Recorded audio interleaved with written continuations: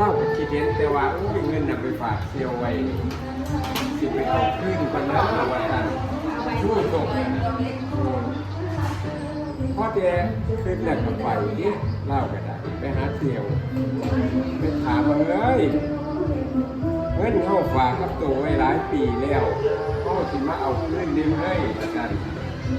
ถ้าเซียวไปบอกว่าโอ้ยเขาใส่แล้วเขานี่เนี่ยตัวมาฝากอะไรปีอะไรนั่นก็ไปว่ามากเลยเสียตั้งแต่แต่ว่านี่จะลูกสาวเลยห้องกระดาษนั่น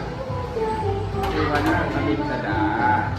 นี่แหละกันวันนี้เขาก็จะเทศนะวันนี้ก็เทศมันจะเป็นกันอยู่นะกันหลอนพวกมันเรียกว่ากันคูกันเป็นก่อนๆแกงก็เป็นกันที่ต้องมีอยู่13กันนะคุณพระเวทต้นตะกอนนี้มาทานข้านาขันวันนักพระเวทเดินความเสียเข้าหมู่ร้อน